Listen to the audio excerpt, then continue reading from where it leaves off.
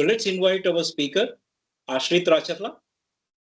Ashrit is a technology and AI engineering leader, works at the intersection of delivery, strategy, and emerging technologies.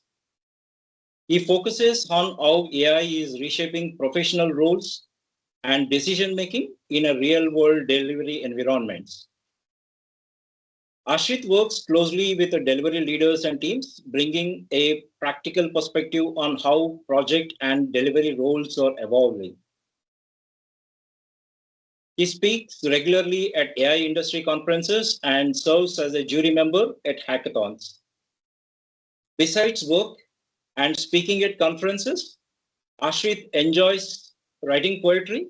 You should check out his YouTube channel. So he publishes a couple of poetry on the YouTube as well. So with that said, let's welcome Ashrit. Ashrit, over to you. Thank you so much, Arvind. Didn't know I didn't share the YouTube. Thanks for bringing it up. Cool. Good morning, everyone. I would love to see you all. Thank you so much for joining the session with me. It would be great to see you if you can turn on your videos. And also, I'd love the session to be engaging. There are over 100 people in this webinar. I know not everyone can speak, but please feel free to respond whenever I ask any questions. Did Ravi?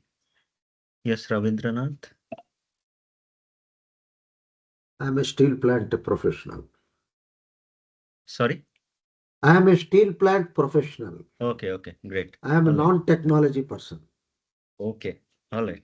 Mechanical engineer. Okay, all right. Thank you, I don't know Ravindranath. whether I'll be able to understand your. I'm hoping it will be useful for you as well. Okay. All right. Okay, we'll get started. Thank you, everyone. Please be muted if you don't mind. And let's get into, let me bring up my slide.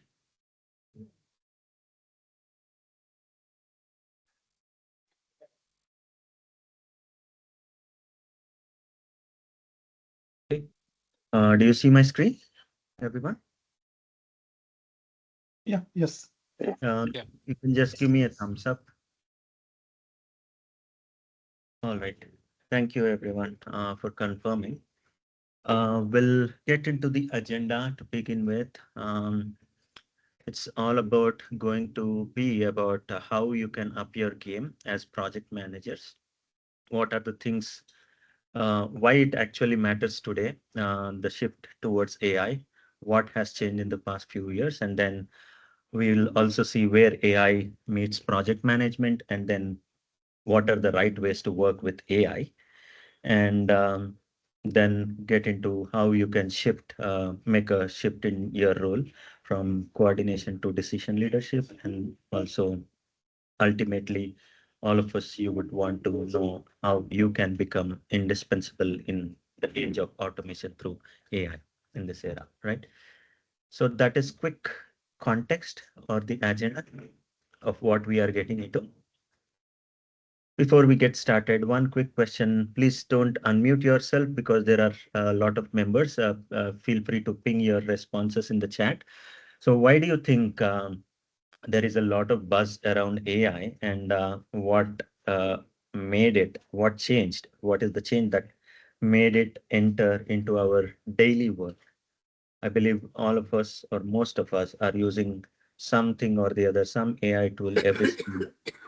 So the question is, if you can ping in the chat responses, why do you think, what is the change that happened in the last few years, maybe 3 to 5 years, that made it enter our workplace or even our daily lives? Made productive with spending less time, automation, AI is enabler, accuracy and time efficiency, ease of operations and automation, speed, affordability. Great. All right. I hope my audio is clear. Somebody said there is an echo. I'm hoping it's not on my end.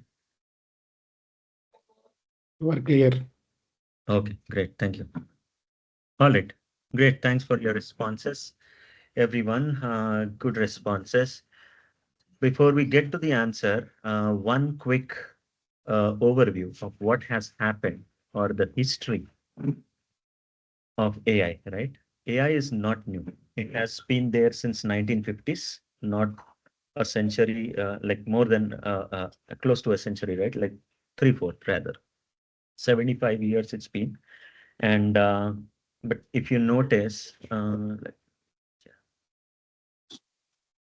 if you notice the progression between the different milestones, as you notice, is significantly different in terms of how the advancements happened since 2020 versus previously, right?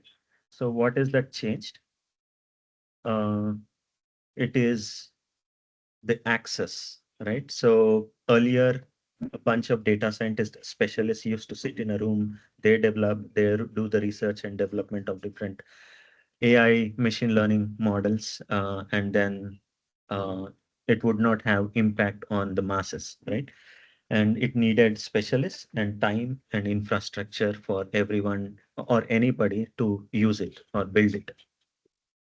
Fast forward to 2020, we have started an era where everyone can use AI currently through Gen AI. And who gets to use, and the barrier of using this intelligence is removed through Gen AI, through the free tier tools that you have. And importantly, it has become from something you can build to something that you can use readily without you actually training it, right? That has significantly changed the game, and the power of AI is democratized for everyone, and hence there is a lot of buzz and stress around how can everyone use AI to the benefit for themselves, their careers, and also for the organizations, right? So that's a quick summary of history and why it actually matters and what is changing. As we speak, from Gen AI, we also have shifted to agentic AI, if you have noticed or heard of it. We'll get to that in a bit, maybe at the end of the session if there is time.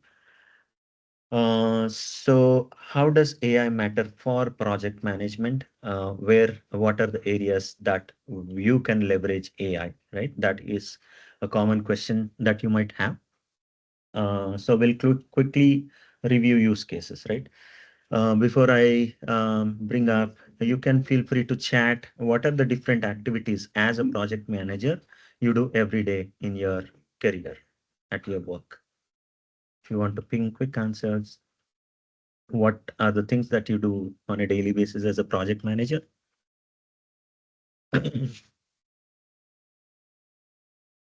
Risk management, checking emails, conducting meetings, scheduling tasks, requirements gathering,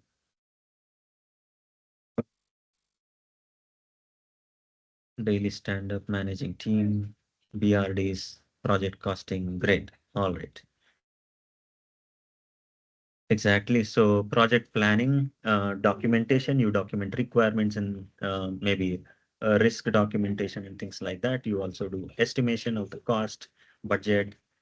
You allocate resources, whether it's team members, maybe infrastructure and things like that. You also schedule the milestones of your project and do demand forecasting.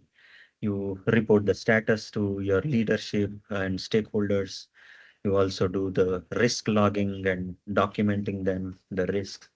And importantly, for everything that you do, you ensure that your deliverables are of high quality. Right. So coming up next, PMI has done a research exactly in this area for all project managers who are in the community of PMI. They researched, investigated, did an analysis to understand how Gen AI is impacting project management. What are the tasks that project managers across the world are using AI and Gen AI for, and what are the areas that they have found value out of, right? So these are the outcomes of the research. I know the font is too small, but I'll zoom it in a bit.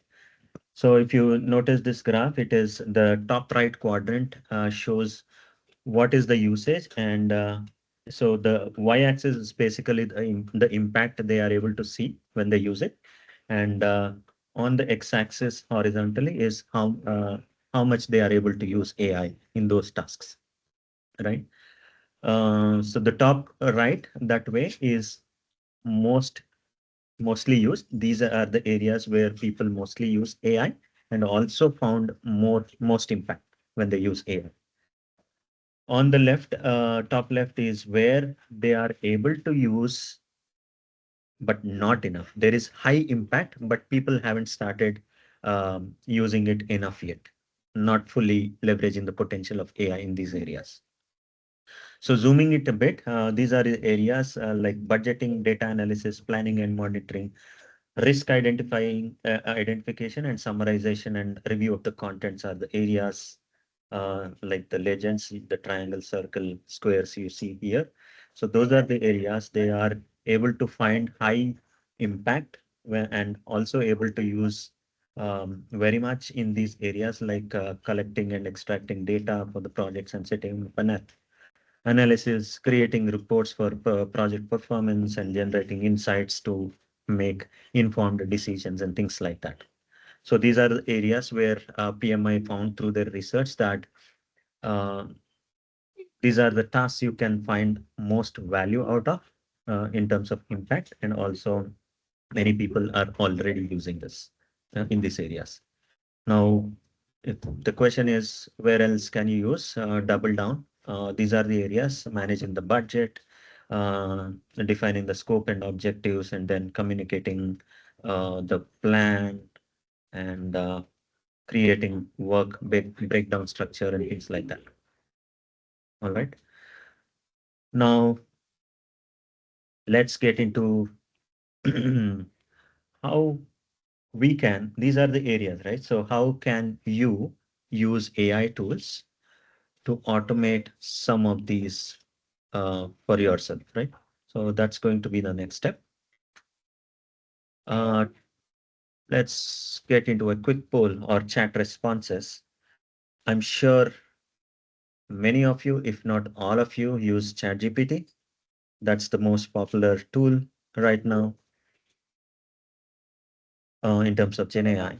So how much context, if you understand what that means, do you give to ChatGPT as you use it in your daily lives or at work, personal life, whatever it is?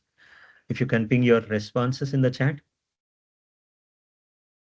How much context? Okay, I know the question is very wide. Yeah, 50% context, good. You can also type in what kind of context do you give to ChatGPT when you use it. Thank you, Sunita. You said 50%. Okay. Professional way of making communication, Hari says. And how else do you give? Okay, 40 to 50% professional life, you use it. You give minimal info and then increase the info based on the responses. Okay, great. 70% context to give the outcome. Okay, somebody said role contact result, structured prompting, pretty matured, Manikanta. Great. All right, and somebody also says more or less it's replacing our Google searches. Yeah, that's pretty true. I don't have those statistics here, but the Google search volumes have fallen significantly after the advent of ChatGPT. Okay, let's get into it. So how can you basically make AI work for you? Context matters. Grammar correction is good, but not very important, Gokul. Thanks for the response. So how, for whatever work you do, whether it's personal or professional context, project management particularly, the question becomes how can you make it relevant for not only the task at hand, because you are a project manager, you can't go tell every single time that you are a project manager every time, and you also have importantly a working style, the way you work, right? How can you embed your style into Chat GPT? So that is one context. The second context, basically, how can you make it the responses tailor made for you? The second one is how can you organize? You might be working on different projects, right? So how can you organize those different projects so you'd get not only a relevant response for you, but also the relevant responses in the context of the specific project you are asking the question about, right? That is also an important context.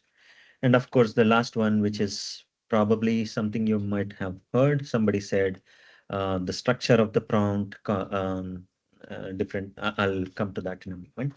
So yeah, structure of the prompt. So these are the three key important elements. The last one is what you probably hear a lot, but the first two are very important things that you need to know. So I'll quickly demonstrate that for you. Okay, do you see my screen, my browser?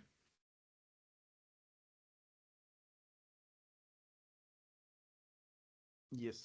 You see my browser ChatGPT? Yes. Okay, fantastic. But font is very less. Font is small. Okay, let me. Okay, I'm hoping it's better, but It's too big now. Yeah. Yeah, this is fine. okay. I need to Yeah. zoom. I'll bring it back when it's required.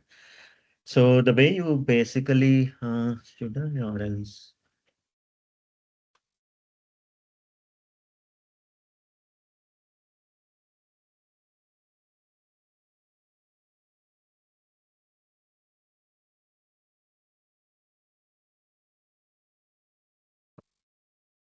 I guess this is looking good, Ashrit.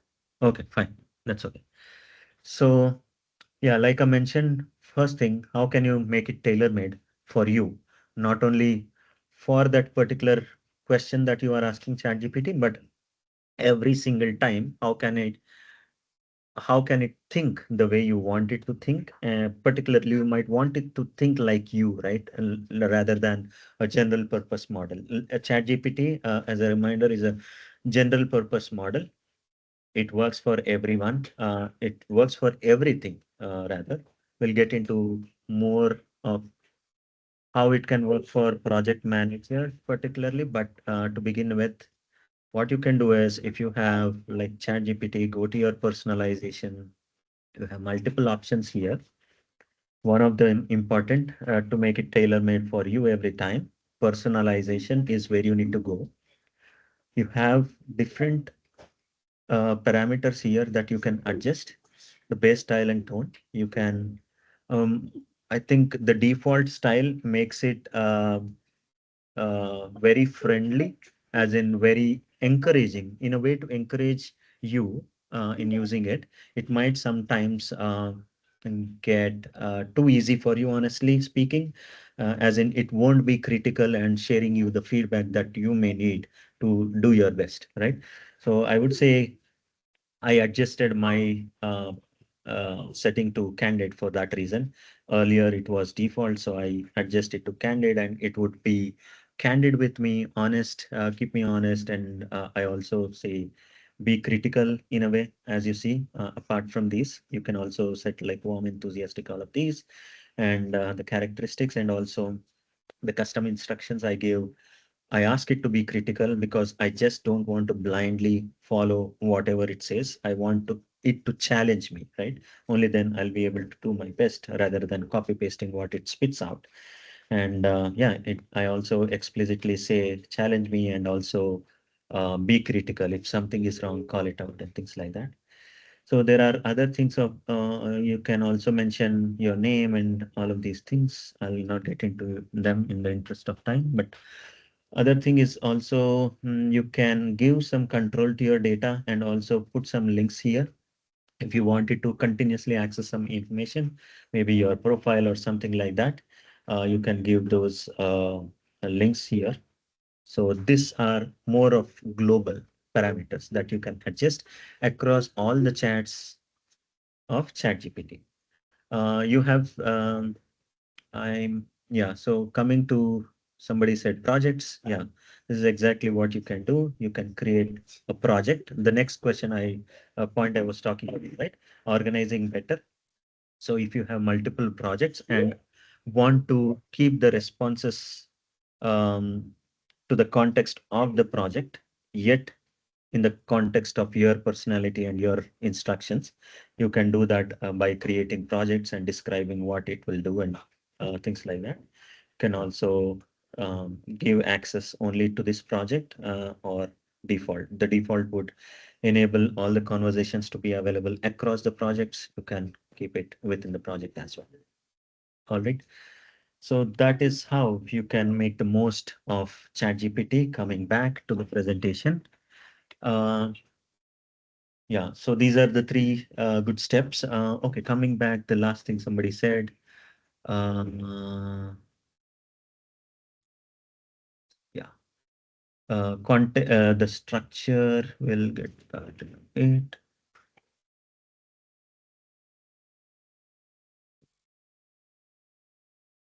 Okay, yeah, we'll get to the next steps. So what are the AI tools you use then, right?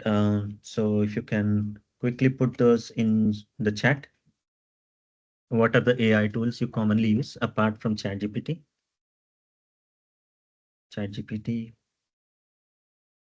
Meta, Perplexity, Notebook LLM, great. Grammar correction, somebody said, okay. Yeah, there is Grammarly as well. Claude, Gemini. Okay, awesome. Okay. All right. There is nothing new on this slide for many of you then. I was sure ChatGPT, Copilot, Gemini, and Perplexity would be common, but I still wanted to have it for two reasons: to highlight the use cases that these can be useful in the context of project management, right? So for ChatGPT, you can this is good in terms of stakeholder communication strategy. You can use it for risk pattern identification. Uh, Copilot is very good across the Microsoft MS Office suite, right? You can analyze data, generate PowerPoint updates, and then stakeholder emails and things like that. Coming to Gemini, it's good at drafting documentation, quick research, and content restructuring, and also through Nano Banana, if you haven't heard, generate good realistic pictures and images. Perplexity, you might be aware, it's pretty good in doing deep market research and doing vendor comparison and also industry analysis. Importantly, some of you may not be aware, Copilot is, of course, available. Maybe it has a free tier a little bit, but primarily enterprise edition, right? So all of these are actually paid products. They may have freemiums, but you get, if you do not know, you get a free subscription of the premium tiers of ChatGPT, Gemini, and Perplexity right now. ChatGPT, you just sign up, go subscription. It's giving, I think, starting November last year, they started offering free subscription for 1 year for Indian users, at least I know. Gemini, if you, I think, are maybe Geo, yeah, a Geo customer, you can get it for free. And then Perplexity is coming with Airtel, if you are not aware. So why does it matter? Uh, it is because the free tier gives you only a limited set of tokens. Tokens is how you will be charged.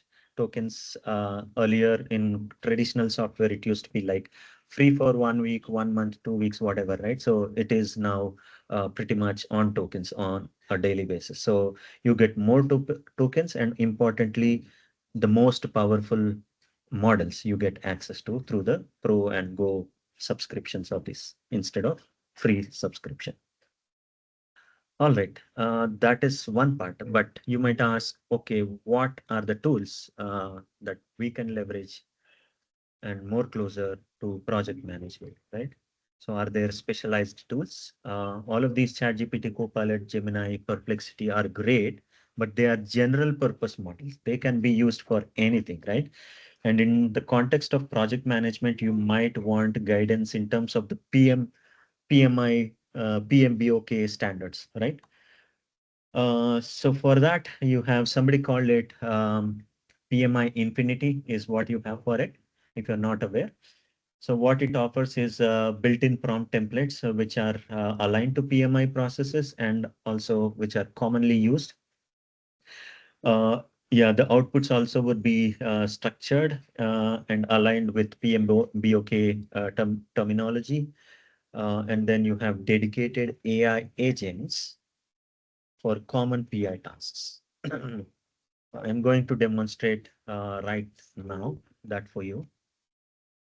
It's going to take time for me to upload everything. So I'll just give you a quick walkthrough and show you what I've already done. Okay. So coming up first, as with any other tool, you have a new chat here. You can do that chat, all of that. And prompt library is the prompt template I was talking about. You have a bunch, maybe, I don't know, could be hundreds of prompt templates that you have in this prompt library. You can filter and maybe complexity, whatever governance, you can select and use these prompt templates readily available for you. Give it, how should I handle quick questions, right? Those are the prompt templates. The next one is the agents that I was talking about. Yeah, non-functional. Just click it and it gives. Yeah, it asked me a question as soon as I addressed that. I was actually using this somewhere here. I used it yesterday to generate. I just said we have a requirement to cater 10,000 users parallelly while responding within 1 second on Android, Windows, and Mac OS context, right? So this is the question I gave it, and it non-functional requirement, right? Not the functional requirement, this one. So it was able to quickly generate non-functional requirements document for me. This is the, you see, still see my screen, right? The Word document I brought up. Yeah, it is able to properly articulate all the non-functional requirements, the owner name when it is updated last in a good PMI kind of format. And also it's, if you noticed, listed the acronyms as well for clarity for everyone. All right. So that's with, yeah, somebody asked, does PMI have licensing cost? You can avail 1 month free, even without PMI membership. If you have PMI membership, Shiva and Arvind, you can correct me in the chat if I'm wrong. 30 days is free. Beyond that, if you have a membership, it is free for you, PMI membership. Yeah, that is the response Shiva also gave. Yeah.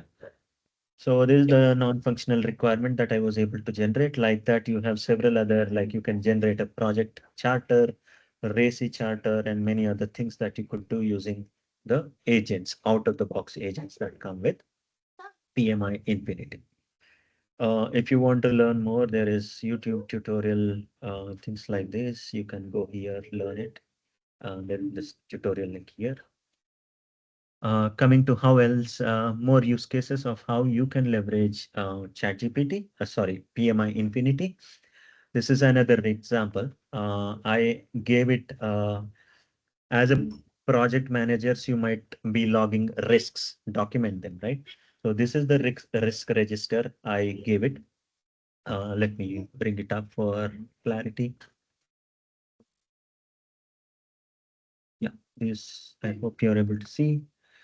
So this is the risk register with a bunch of risks I indicated in this with the probability, impact, and different mitigation plan, and the owner, the description, and the number of the risk, right? So this is the document I uploaded to PMI Infinity and gave it a quick prompt to analyze it and ask, gave it steps for me to help with identifying the maturity of the gaps affected due to this risk, and then what is the weakness in escalation if the risk registry is good, strong enough, or if I need to do anything, any improvements, and then maturity level, governance maturity, and then the improvements in terms of governance I can make in terms that are aligned with PMI best practices, right? So it is able to give all of these responses to me. Um, you can also see at the end, if you want to learn more of how you can um, uh, uh, probably learn better about these recommendations, right? It also gives you the links to the PMIM, PMBOK standard guidelines where you can learn more from. Just comparing this with, yeah, I did the same with ChatGPT as well. I gave exactly the same prompt, no change, exactly the same document. It was able to do a fair job, but these are not particularly aligned with PMI guidelines. So as a next step, it was actually asking me if I want to fine tune it with the PML aligned operating model. So whereas in here, I did not have to tell that again because this is custom made for PMI standards and PMBOK guidelines, right? So this is one example where I'm able to do the risk governance maturity risk analysis. And there is um, one more. Yeah, this is where I created a project charter. Sorry, I leveraged a project charter to, yeah, I leverage project charter and current status report to understand if there are any risks emerging, and also, um, yeah, analyze the misalignment between the original objective versus current progress, raise the risks not stated in the current report, and things like that, right? So it is able to thoroughly analyze from a PMI guideline standpoint, and also again able to link uh, to the standard material, right? So that is about this thing. One more. Yeah, so this is where I created a RACI matrix through the agent again. I think, yeah, here there was a RACI creator, chart creator. So I was able to quickly use it and, yeah, create this RACI charter, and yeah, I could just copy paste into a Word document.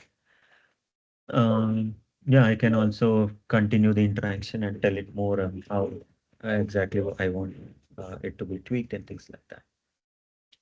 Okay. All right. This is about the demo on PMI Infinity. So the next steps, how can you become indispensable in the AI era? That will be the natural next question, right? So that is in a way to help you understand what are the skills and mindset shifts or adoption that can help you become an indispensable project manager. So what are the things that will differentiate project managers who thrive from those who struggle? Um, any answers for that? What do you think you have to probably learn and adopt? What are the skills that you may need to acquire in the next 1 or 2 years for you to continue growing? Feel free to chat.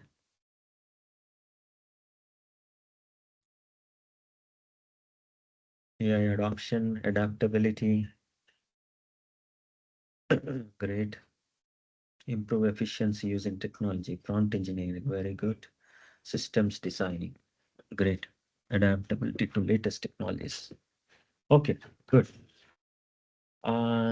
Give me a thumbs up or just let me know, am I being too fast or right enough? I'll come to you, the questions at the end. Right enough, thank you. Anybody else? Am I right enough? Too fast, too slow? We are getting at the end of the session, I know, but I want to. Okay, frameworks using right enough. Okay, great. Thank you. Thank you, Prince. Okay. All right. So the skills to learn are very simple. And this will eventually lead you to acquire the additional skills that are required for all of you to grow further, right? The first one is project information governance, I call it. So it's basically about a combination of how what I mentioned at the beginning through the ChatGPT demo. It's very simple skill, I know, but you need to practice it thoroughly to segregate your work into different projects, and not only projects, but importantly, the data, the documents that you feed into the all these AI tools, right? Is also important because you cannot risk or risk is another part. I will come to that, but it's easier for you to leverage the power of AI if you properly segregate the data, not only the projects within this ChatGPT, Gemini, or whatever tool that you use, but also uh, the data on your local machines that you feed into these systems, um, for them to be able to for you to be able to access those data uh, on the context as you leverage these tools. Another important aspect for you to be able to succeed, or rather avoid from uh, making the wrong use of AI or getting into risks, is using it responsibly. That is very important. You cannot, unless and until approved by your company, feed your customers, let's say, health information to ChatGPT. It is a PHI information, personal health information. You cannot upload anything that any document that includes PII, personally identified information. Be careful, particularly if you are working for large enterprises. They will be approved tools that your organizations, many, if not every organization, is encouraging people, their employees, to use AI tools, and they are publishing the approved tools that you can use. So refer those guidelines and follow those, and importantly, do not upload any PHI, PII data, right? So there is another important thing is hallucinations that can be avoided. Hallucination is basically a behavior of these AI tools that happens when they confidently give an incorrect answer. That is called hallucination, if you haven't heard of it. So those can be avoided by doing all the things that I mentioned, like giving it more broader context in terms of who you are, how you want it to respond, the style and everything like that, and also giving it the right document access. And importantly, somebody pinged in the chat earlier, prompt engineering, giving the role, the context, the task and format uh, is also important. Skill, it's a common skill that everyone needs to acquire these days. Prompting, regardless what AI tool you use, prompting is your responses are as good as your prompts. That is what I can say. Then AI literacy, yeah, need to know what are the evolving AI technologies that have been coming up, and what are their capabilities, limitations, and the risks. All of these are important for every one of you. The next one, important question. So uh, all of these skills, if I may ask, how do you help become better as a project manager? If you may, if you can ping your responses in this chat. These are the three important skills I'm telling. There can be more, but these are the things I recommend to begin with. Um, so if anybody wants to respond in chat, how do you think these three seemingly simple skills can help you as a project manager grow?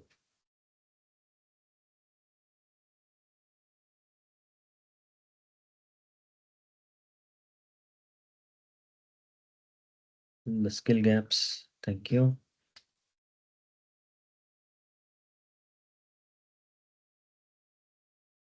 Okay, I expected. Okay, more efficient. Great. You needed some time to think. Thank you. Gap and knowledge gap, bridging and speed. Great. AI literacy, making decisions faster, proactive, reveals new perspective. Great. Okay. betterment in approach. Awesome. EMI certification. Effectively understand customer needs. Okay, great. All right. Yeah. Enhance our work efficiency. Yeah. Many of the responses are relevant to how fast you can deliver and how efficient you can be, right? But is the value really in just the speed? Okay, human bias is a great response. I love it. And you are close to the answer. So is it just the speed for which you use AI and you get better? What is the real value that we as humans can offer? Can everybody go on mute, please? We'll have time at the end to ask questions if there are. We have good enough time. Okay, thanks. Okay, yeah. So the human edge, what is it? AI cannot think like you, the humans. It doesn't have the emotional intelligence. It cannot negotiate and influence people, your stakeholder. You still need to do that. The change leadership is something. Can everybody go on mute, please? I can hear some noise.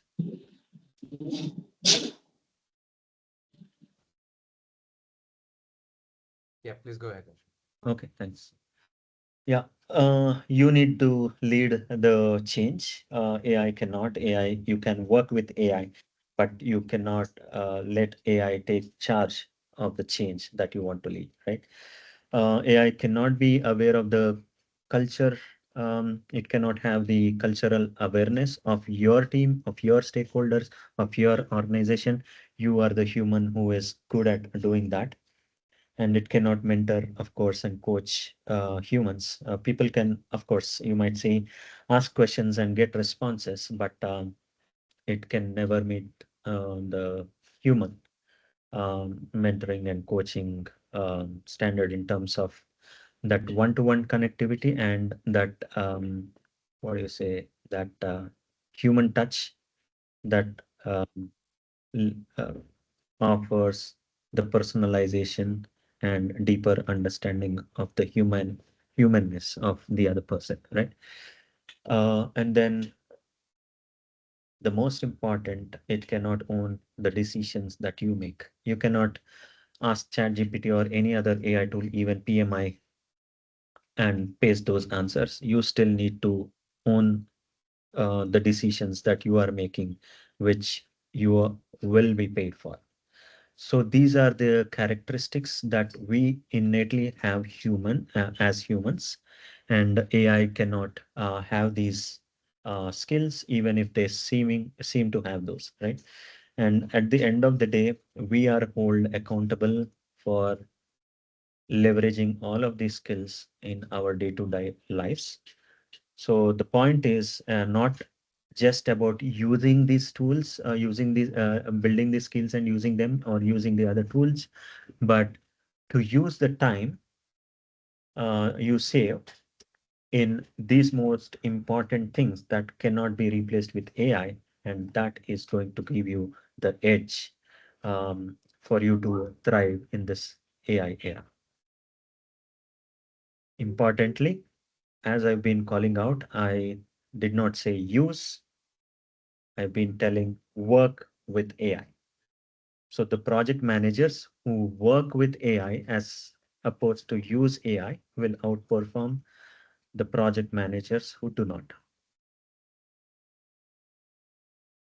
The difference is, as I've been telling, you chatting with ChatGPT without giving any context of who you are, like I showed in the ChatGPT demo, the personalization and the instructions matter.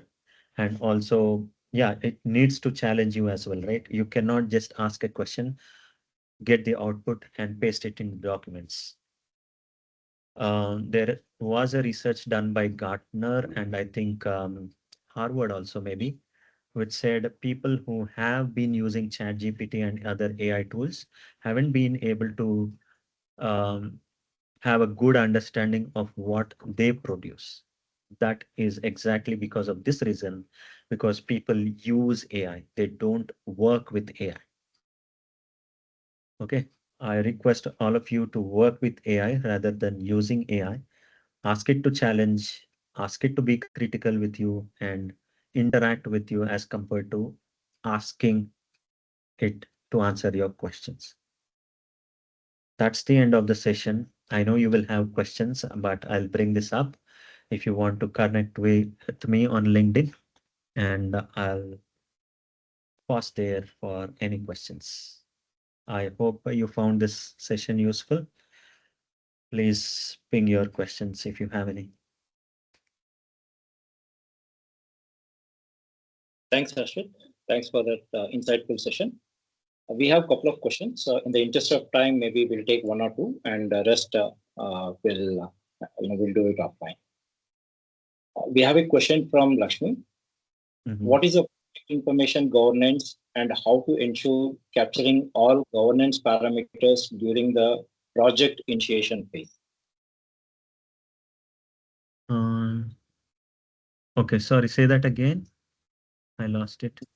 What is a project information governance and how to ensure capturing all the governance parameters during the project initiation phase? Is that an AI question?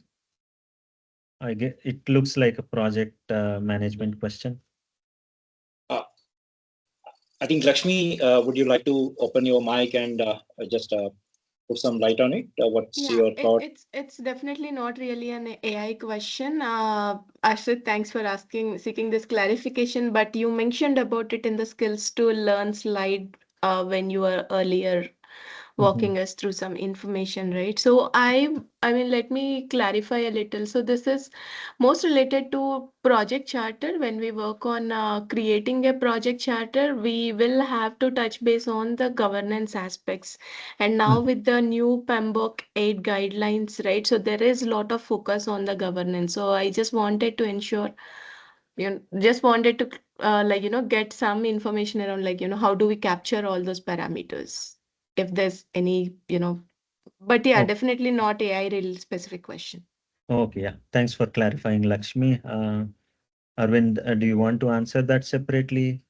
A PMI? Yeah, we'll take it offline, Lakshmi, in the interest of the time. We'll Sure, focus more on. sure, Arvind. Yeah, got it. But just to extend that question to in the context of AI, to answer that, your company will typically have guidelines in the context of project management relevant to AI. As I've been talking about, you will have guidelines, particularly if you're working for a large enterprise. You will have guidelines in terms of what are the tools that you can use for your project management or other tasks as well. And what are the guidelines in terms of what data you can give to the AI tools and what you cannot. And yeah, what tools you can use and what is the data that you can and cannot give to the AI tools. So refer to those guidelines. That's my recommendations and follow them. Got it. Yeah, sure. Okay. If it's Thanks, smaller Ashit. organizations, yeah, thanks Lakshmi for asking. So if it's smaller organizations where the guidelines are not clearly defined, I encourage you to stick to do not upload anything related to your company journals to a general publicly available chatbot like ChatGPT or even Gemini or any Perplexity, whatever it is. Ensure that you get the right approvals from your management to do upload any data relevant to your proprietary information related to your organization. Importantly, do not upload any PHI and PII information. Okay, sure. Yeah, I take that. Awesome. So we have a next question from Rahul. How you ensure data is not breached while using the AI tools? What is not breached? How you ensure data is not breached while using the AI tools? I guess I exactly answered that question right now. Yeah, follow your organization guidelines of how they want you to use AI and the data that you feed into them. If you do not have guidelines, repeating again, just be sure to get that approval. Don't feed any proprietary information of your company or the products or anything that you offer within the company to publicly available AI assistants, and do not upload PHI information. And we have a next question from Raviraj. Is there any specific agentic framework focused to automate PM activities today? Okay, great question, Raviraj. One I can think of is the PMI Infinity. As you see, the agents, these little agents that I think there are only honestly a limited agents. These are the commonly useful agents, probably for project managers. There are 5 of them here. Apart from these, there are a bunch of tools that can be useful. Bringing this up again. So for those who you don't know, you can just, if you want to connect with me on LinkedIn, you can open your mobile camera and scan this code for LinkedIn profile. Yeah, so other, I cannot particularly tell about agents apart from these 5 that you see in PMI Infinity, but there are other tools like Asana, which is related to project management, and also I think Twilio. Uh, and if you are into any app development, web development kind of thing, there are Figma, Make as well, through which you can just prompt and create user interfaces. So other things that, as a reminder, if you are in IT as a project manager, the other ways you could offer more value is through, maybe if you are short of hands in terms of things like maybe designing, UI designing, you can use things like Figma Make to help your team. All right. Yeah, thank you. Ravi, did you have any? Yeah. Yes, Ravi. We'll take last question. This is more specific to construction industry Okay. from Ravindranath. How AI tools are useful during the construction projects by site engineers? Okay, great. I can show you some examples. I don't know if it will be precisely what you are looking for, but I'm sure it can give you some hints, Ravindranath. Uh, I bought a new apartment recently, so I've been doing some interior works and things like that. I was heavily using, so I had an architect and interior designer who was taking a lot of time for getting responses to me for small changes. So what I did is leveraged AI to just see things like,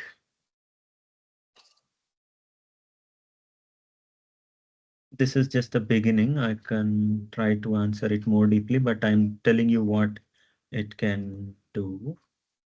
Like you see here, I know this mirror is not great, the light and all, but yeah. So this one, I was asking him to put something, a vanity area like this. So they were asking like 2 or 3 days because they use CAD a tool, so software to do the designs, and it would take several hours for it to do the 3D renders.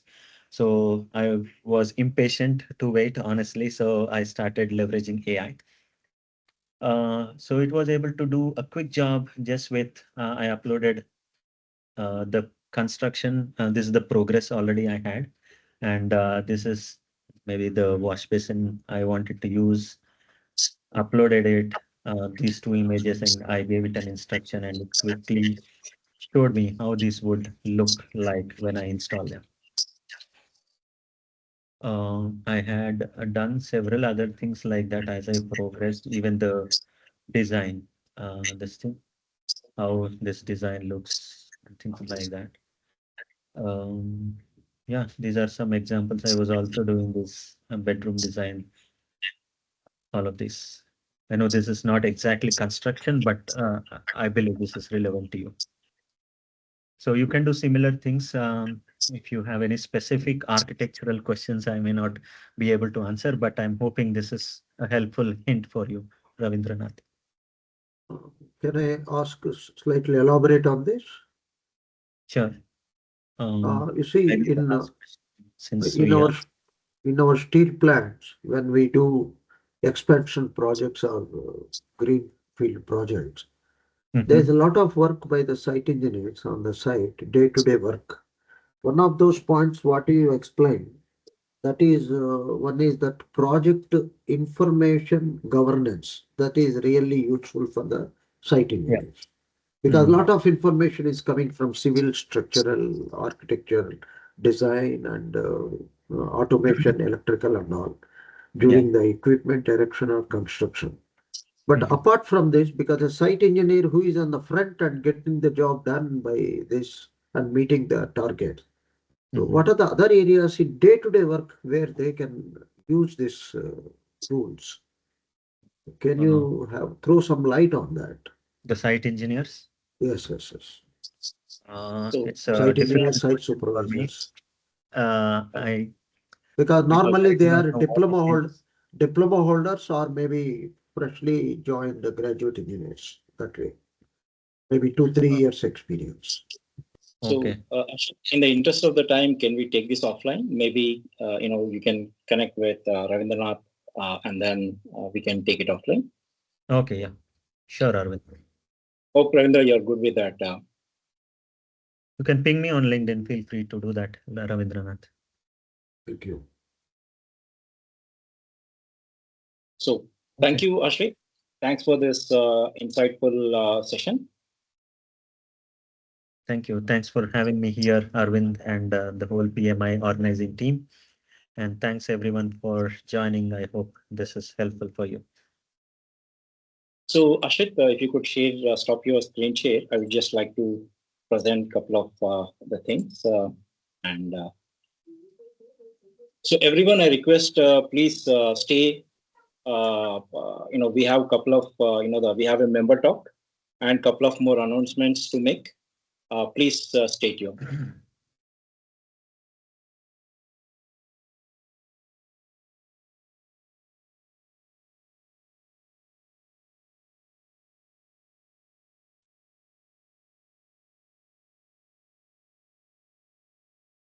So thank you, Ashrit, for sharing your experience and some of the insightful how to use AI practically, okay, and tailor to a PM community. As a token of appreciation, PMIPCC chapter honored you with a thickest of 5 trees planted in your name for leopards at Nainital district, Uttarakhand, India. Thank you for growing knowledge and sustainability with us. Thanks for that insightful session, Ashok. Yeah, and thanks a lot, Arshit. Shiva here, Vice President and Events Portfolio Director. Thanks a lot for taking time on a weekend and coming and sharing your knowledge with us. And I saw that the session was completely two ways, not a one-way session. I really thank the participants also. Sorry, I couldn't concentrate completely on the session because I had another board meeting to attend. Sorry about it. So thanks a lot again, Arshid. Yeah, over to you. Yeah. Thanks, Shiva and Ashray. So as I just mentioned, we have a member talk. So this is an initiative from PCC membership team. Shantini, over to you.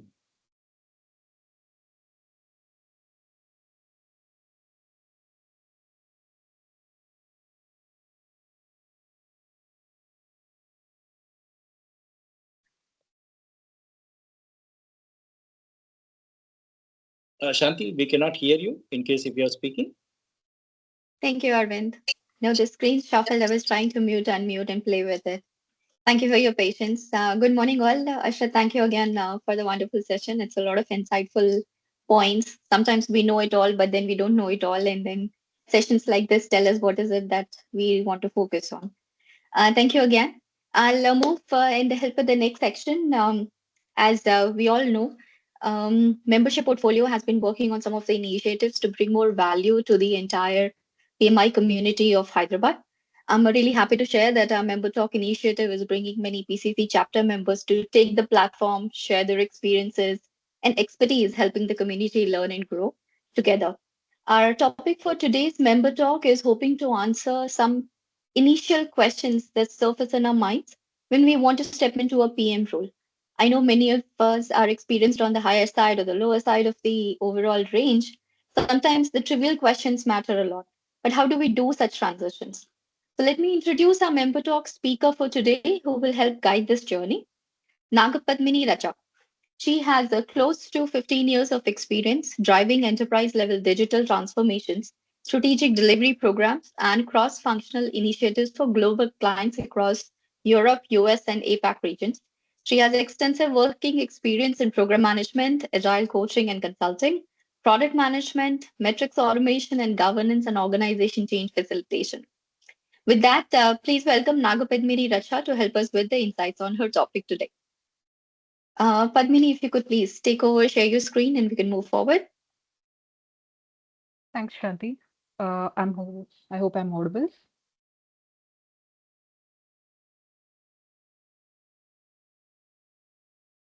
Just give me a minute. I'm sharing my screen.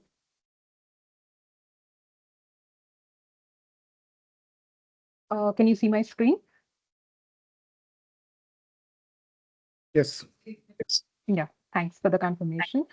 So, good morning, everyone. And thanks, Shanti, for the brief introduction. So, I would not want to go too much into myself, my background, but I would like to tell that I have been across, the different roles in agile and also project management, right from the technology, being a Java developer till being a program manager. So I have seen various stages in my career, and with that experience, I would like to share some of those, tips or suggestions, because in the last 3 to 4 years, where I have been actively doing mentoring or coaching, people come to me and ask, like, what is that one thing which makes me, break into a project manager role? And some of them ask, will I, if I do a PMP, will I be able to make it into a PM role? So those, coaching conversations which I have with my coaches or mentees. So I would want to highlight few of those here so that it will be helpful for everyone. So the first thing, I mean, we all might be working already in some roles, whether it is a developer role or a tech lead role or a business analyst role, whatever it is. We all are trying to contribute something to our customers through projects or some initiatives, right? So we need to have that holistic mindset. Most of us are like, we are just writing some code and we are done for the day and we are happy. And once it is in production, if we have any bugs, then we try to fix it. And it's the same case with business analysts and other roles. So we don't try to dig deep and try to understand what work we are doing and how it is connecting to the big picture, how our customers are actually able to leverage what we are trying to deliver.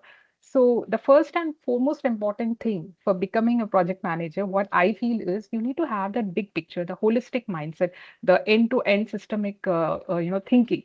So for whatever role you are currently in, so if you want to move into project manager role or any, in fact, this is applicable for any roles, frankly speaking, you want to move further in your career onto the further hierarchy levels, then have that holistic mindset. Try to understand how are you serving your customers, have that customer centricity and the whole holistic mindset. And second thing, whatever role you want to, whether it's product manager or any other role, try to understand what is actually needed for it. Meaning, like, you might be a developer, you might be already good in technology area, you might be good with AI, but you might not be good with people, you might not be good with process domain. So for that, try interacting with people, like do networking does not always mean that you need to have some mentoring session, official mentoring session, or maybe go for a face-to-face thing. Maybe you can use some virtual connects, or maybe you can go for some coffee breaks with your friends, with your colleagues who are already into that role and who know what's going in that role, what competencies are needed in that role. So you can do that. And second thing is industry research. Just in the previous session, we saw that how ChatGPT or the other free tools can be leveraged, right? So you can use these tools to understand what competencies, what are the process, what are the accountabilities needed for that particular role. And also, uh, most of us today, we keep applying a lot of jobs, right? And sometimes we don't read the entire description, job description. We just see the important competencies. Okay, I'm meeting it or not, then just apply it. But just go through the JD. if you're applying for an organization, go through the entire JD, try to see what actually they are, asking there. Sometimes they even mention the process, they mention the accountabilities, they mention the responsibilities, what are needed for that particular role. So you get an understanding that, okay, this particular organization is looking for these things. So similarly, industry-wise also, like construction industry might be looking for something, pharma might be looking something, life sciences something, banking something. So you will get an understanding like in certain, domain, what are, the skill set or competencies need. Now, once you have all these things, you can prepare a skill matrix. Somebody was talking of skill gap analysis just in the chat before. So first create a skill matrix. What is actually needed from the information what you got from your networking, from the industry research, whatever you have done. So put that, and then whatever you currently have. Now, I am good at maybe storytelling. I'm good at technology, but I'm not good at people. I'm not good at with interaction with people, or maybe I'm not good at with certain domain, or maybe I'm not good at certain project management area. For example, uh, people who are already PMP, you might be knowing that PMBOK, right? Even PMP, you have a lot of project management areas like project initiation, then or the project kickoff, or then the execution part itself. And there are a lot of tools, techniques which come into the picture. So I may not be good at budgeting, but I may be good at handling the operations day to day business as usual activities. So I need to focus on the budgeting aspects or maybe the metric governance. So do that skill gap analysis. Rate yourself on what is needed and what you already have. And then highlight or pick up 3 action items or action points saying that I'm not good at budgeting, I'm not good at metrics, I'm not good at pharma. So maybe if I want to move to farm. So highlight 3 points and then start working on it. Now, this is a very, a frequent question which comes from people saying that, how do I actually get into that? Because I'm trying to go into PM role, but I don't find opportunities. So what should I do? So proactively look for opportunities. When I say that, that does not mean that you have to become a project manager. You can take those project management areas. Like I said, I am not good at budget. So maybe I'll go to my supervisor or my boss, and I would say that I am looking for, those activities or tasks where I can learn more about budgeting. And it's not always that you have to be in that official role, like maybe you have to be a PMO who's looking after budget. It's okay, you can do a shadow resourcing. What does shadow resourcing mean? Say that there is already a person who is doing that. You can take mentorship from them, or you can, parallelly work along with them, help them, support them. So when they are doing that, you would actually know what things are being done. In agile world, we call this as XP, you know, paired programming kind of thing. Developers might be knowing like one person does the work and then other reviews. So that kind of thing you can bring in here as well when you are actually doing, looking for some role. And the most important areas, as per, what I have done in my career is audits. Every organization has audits, maybe monthly or quarterly for MBRs, QBRs, right? Business reviews. So there's a lot of data being collected from the entire program or portfolio, and there are SPOCs who do this audit. Now, if your supervisor, if your organization allows that, shadow resource with these people who audit, so that you can pick one area and you see, okay, what are the compliances being maintained, what are the data being gathered for actual audit. In fact, there are audits which are outside as well, right? So to maintain the ISOs and all. So you can even help them in that, and you would understand a lot about your project and how they are serving the customers and what compliances you have to maintain the process.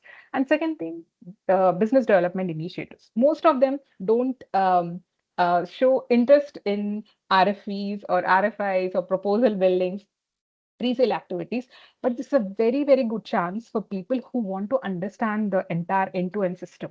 Because proposal when you give, it's not just about putting random details and sending to your client. You need to tell them end-to-end, everything, right? You need to tell them about the domain, the business, how you're going to execute it, what ways of working you're going to use, what metrics. It might be just like you're telling upfront that this is what I'm looking for. Maybe that's not realistic at this point of time, but still you would get a very good end-to-end view. And then the most again neglected part is ideathons, hackathons, or innovations. Most people think that, no, I don't have, time. I already have too much of work. So I may not be able to contribute to this ideathon and or hackathon. But just think, you are a driver for that. You just have a team, maybe 3 or 4 people, and you start working on an ideathon. You have an idea and you're driving it. Think that you are the spark or you are the lead for this. You execute an idea right from the scratch till implementation, and maybe sometimes you even go for the production thing. So the entire thing, you are driving it as a project. Now imagine what kind of exposure would you get. You might be just a lead, but still you would get end to end, taking an idea from the scratch to the end. It's like a project manager. So even this is one of the important areas. And as I said, all these roles may not be official. You can just pick up, small areas. You can shadow resource and you can work. And the most important thing through all these points is, whenever you're working on any area or any task, always look for solutions as well. Like, don't look just for the problem. Most of the people think, okay, that if a count is so and so, so okay, let's report this to the client. That's it. No, if you have to go as a program manager or a project manager, you need to understand what are the different tools, techniques, or process which you use to reduce this defect density as well, right? So whenever you have a problem, think the possible solutions. I used to have a program manager 10 years back when I used to work with him. So he always used to tell me, but when you don't get me just the problem, get me possible solutions also. Even if the solution is wrong, it's fine, but just put the thinking hat. Put the thinking hat and see what can solve this. Sometimes just do a root cause analysis with your 5i thing, or go to the technical lead, try to understand what's happening there and all. So you will get an understanding that how I, as a project manager, can solve this. And then there are a lot of tools, techniques. In the previous session, we saw most of you were asking, how can I use this particular tool for, say, so and so task? How can I do it for my, fresh engineers, diploma engineers, or maybe from information governance? So you would get all those informations when you would, explore those tools. So those things, you have to wear the thinking hat. And now all these things, whatever I stated, the top points on the starting, they're not sequential. Meaning, like, it's not like first you have a holistic mindset, then you start networking, then do the skill. No, it's not like that. You might already know that you have a gap. Okay. Then you start networking, and then you start seeking opportunities. Or maybe you're already doing some auditing and all. You have a gap, and now you start focusing. So these are not linear, these are not sequential at all. It is just that you identify one point and start working on the other. It's just like, a mind map kind of thing. And then, as I said, it's all iterative. It's not like you do it once and you're done. No, I work on budgeting, I learn budgeting. Now I want to work on metrics again. So I learned that. Now, again, it is incremental, and you're meaning like you're building on top of your existing competencies, and you start building all those areas of project management. And finally, you get the end-to-end thing.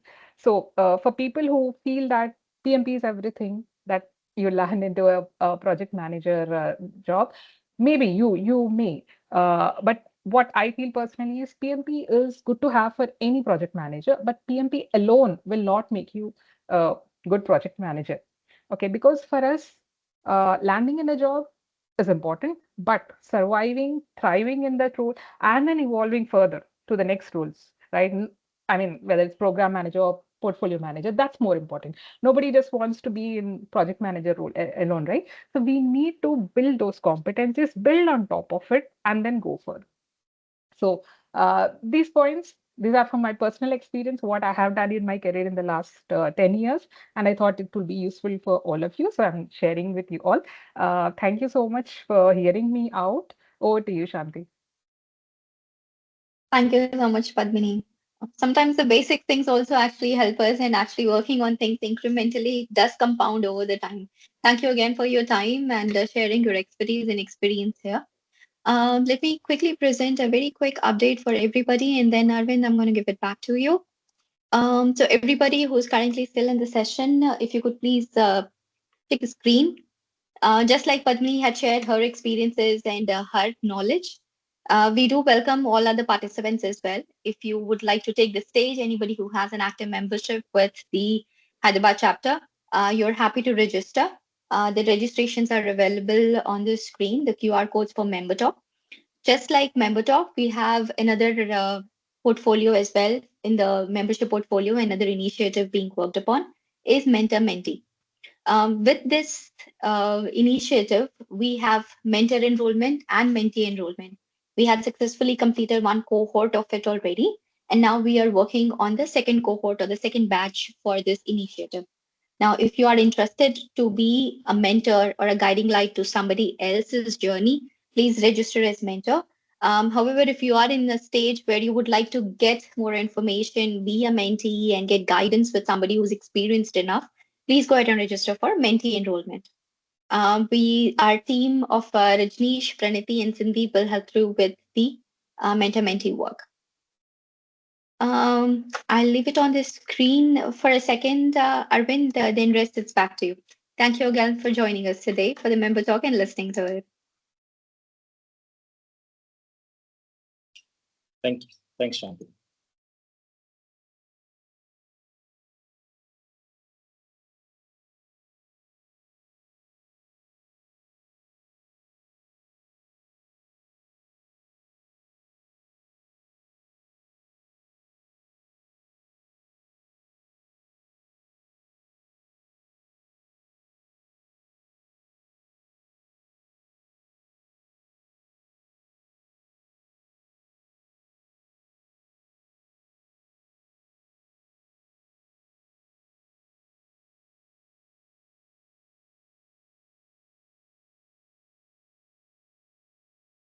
So thanks everyone. So a quick reminder, the PDU will be automatically credited within 2 weeks if you have provided a correct PMI member ID. If anyone doesn't see the PDUs created, please write back to us, events@PMIPCC.org. Just to add, Yeah, Arvind, it's not that please call out 2 auto weeks of time. correct ID and first last name and the same records in 2 weeks from Could you please mute yourself? then drop. So we would like to hear the feedback from you. Please do take a minute to scan and fill out the feedback form. Your feedback helps us to make these sessions even better.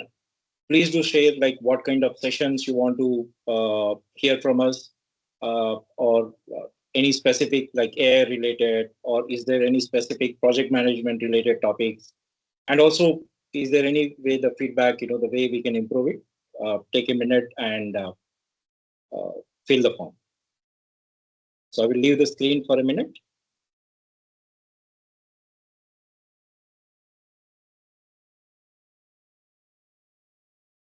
So as you do the scan and fill the form, please be ready to take a selfie. We'll do one digital selfie.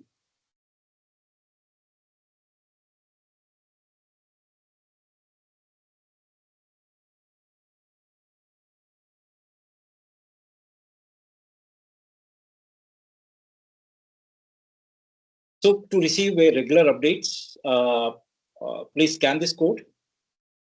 We have PMIPCC hosted on various social media platforms.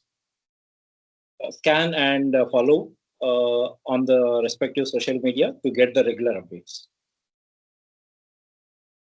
Before we conclude, request all participants to enable camera for a digital selfie.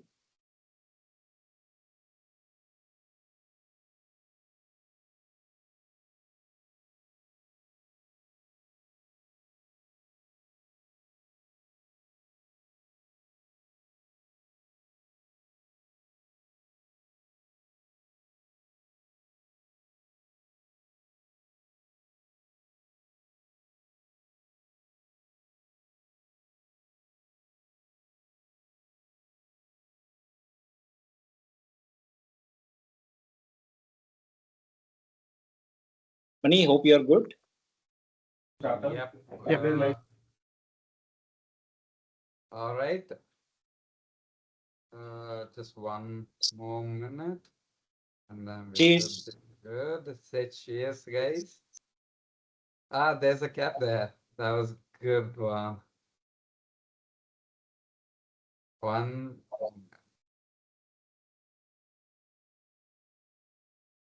Yeah, all good. Thank you so much, everyone. Thank you. Thanks everyone for the selfie. Stay tuned in social media and events up for the upcoming sessions. With that, we will wrap up for today's cases. A huge thanks to our speakers today, Ashrit Racharla and Nagapadmini. Thank you for sharing your valuable insights and sharing your experience. Have a good day to all. Thank you. Bye. Thank you, Suresh. Same to you all. Thanks. Thank you all. Cheers. Thank you all.